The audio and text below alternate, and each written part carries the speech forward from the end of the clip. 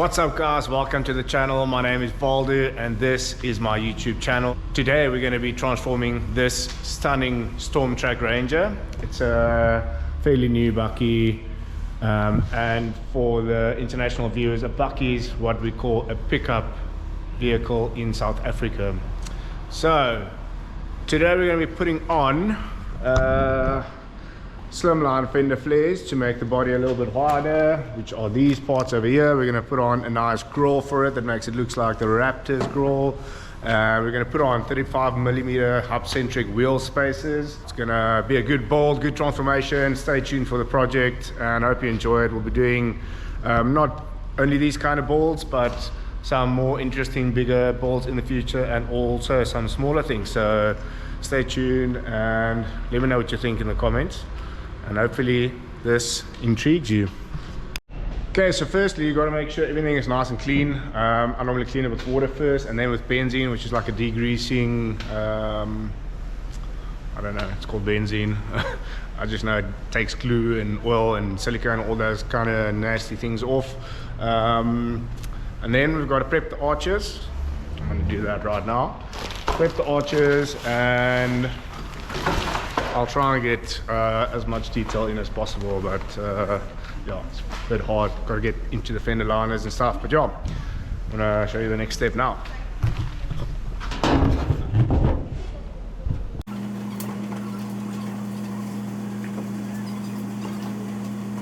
Okay, so what I'm doing now here is actually blacking out the park sensor. I don't know if you can see here, blacking out the park sensor area on the front bumper, so that when you fit the black slimline fender flares, you don't see a red hole or white hole or whatever color the bakkie is or the pickup is.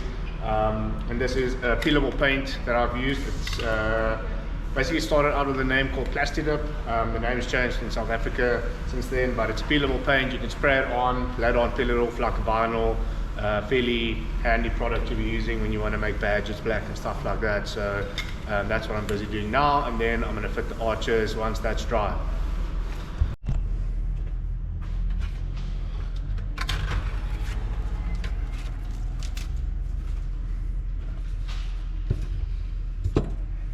This is what we use to glue the arches onto the bakkie. It's called Sikaflex. It's a polyurethane adhesive, quite strong, quite well known in the automotive industry. So if you're working on cars, you know how strong this stuff is.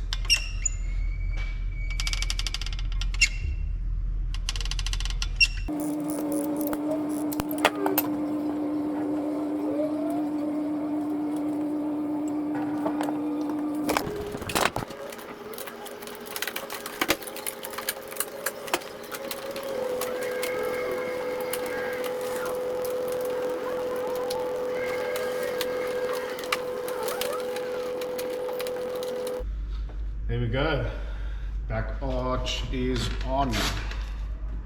I'm just going to add some heat to make it mold nicely, and there we go.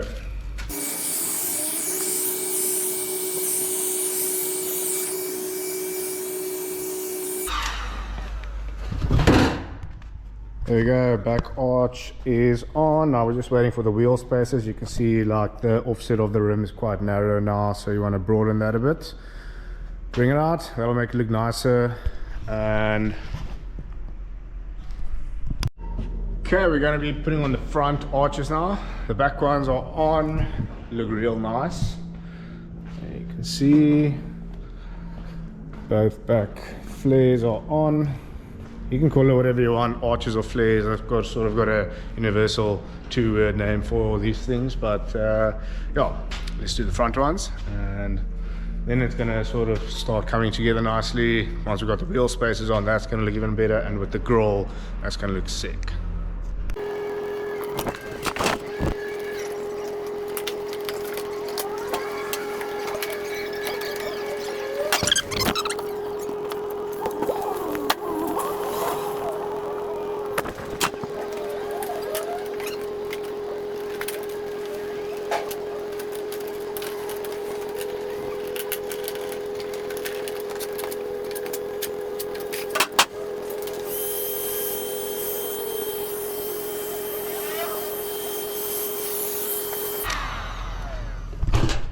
There we go. Front arch is on. I just got to clean that bit of the paint off. In with some proper screws.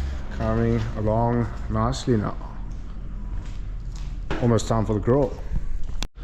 Okay, now we've got the slimline, fender flare, or arch moldings, or whatever you want to call them on. Bucky's looking really nice. Now it's time for the grill.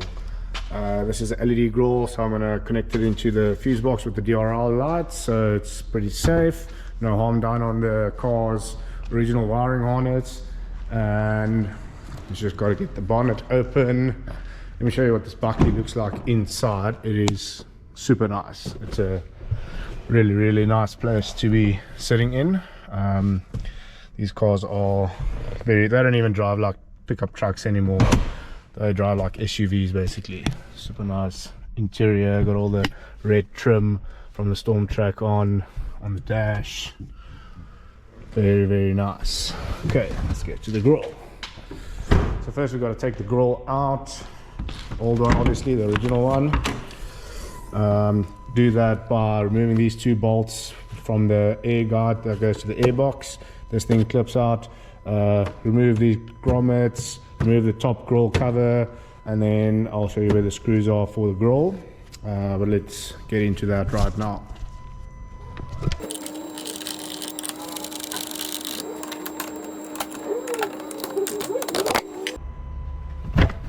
Whoops. Lost you guys there for a bit. Just get a proper play. There we go. Okay, so it's off. Then you've got 4 screws, 2 at the top, 1 inside there. I'll have to get my light. It's another 10mm screw that's got to come out.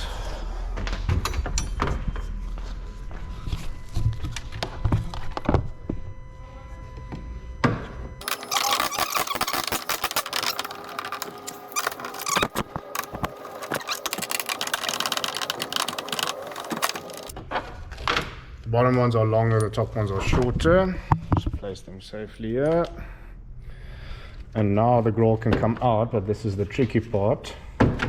So there's clips at the bottom here that you need to push upwards from the inside, so it's quite hard to get in there. I don't even know how to explain to get to them, but yeah, you'll eventually figure it out. Okay, I always struggle with this. These Ranger grills come out quite hard because of these bottom tabs. Let me show you these tabs on here. They need to be pushed from the bottom up, and it's very hard to reach here. The tabs are here, so you've got like your arm in here and you're trying to push up, and the space is just so small. So just keep in mind that these are the clips that need to be pushed. This one's actually reached through the bumper from the bottom of the bumper, and yeah, these clips are not easy to get off, so, or to get loose and out. So keep that in mind, that they need to be pushed from the bottom up if you want to clip them out, and while pulling the grill towards the front of the car. Okay, cool. Got the grill out. Now we can put in the new one. So let's get started. We're going to put the wiring aside for now. So that's what it looks like without the grill. Gonna get the wires in more or less the right place, which is there. Tuck that all the way in there, and then we can just put the grill in place, make sure all the clips are sort of lined up where they need to be, and you can just push in, just line it up. Then you can at the bottom, not in properly at the bottom. Let's try that again. Okay, got to line all of the clips up. There they are lined up. So you want to push the bottom first. There we go, you can hear them click.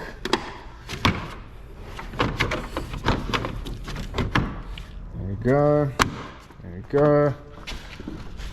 All the nice sounds you want to hear. And there the grill is in. Okay. There we go. Obviously just got to route the cables nicely.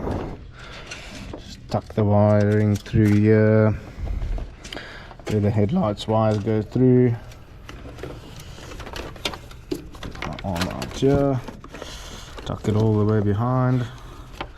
So you can make it look nice and neat. And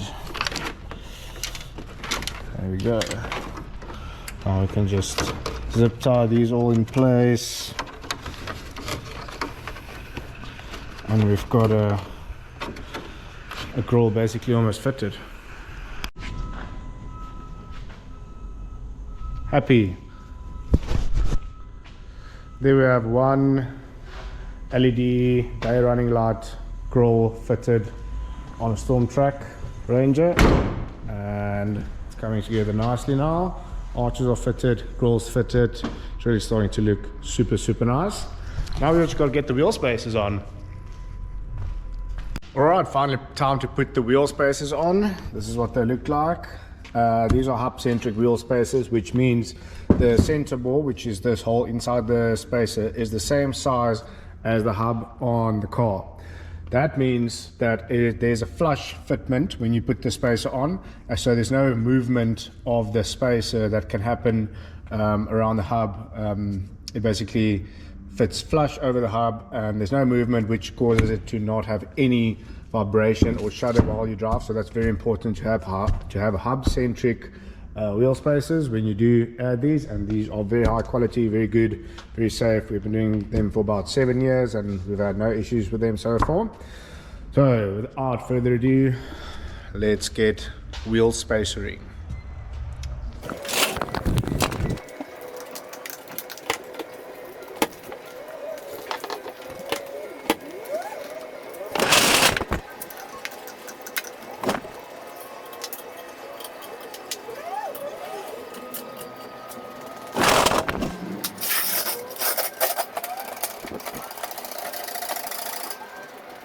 Very important when you put wheel spacers or even nuts on wheel studs to use copper compound. Keeps the wheel nuts from seizing up and just makes it easier for the next guy to take it off in the future. Very handy little trick, or not trick, just like a normal, all car people should be using these.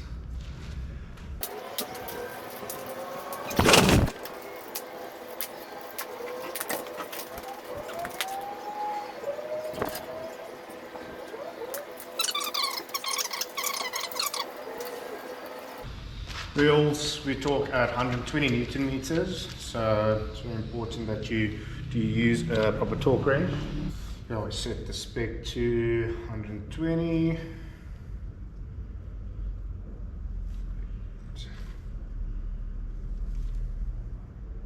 we go.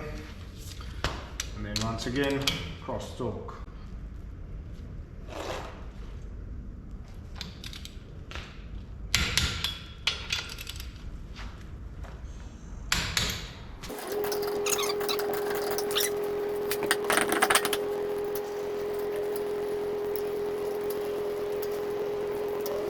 There we go, and you just torque the wheel obviously when you drop the jack back down.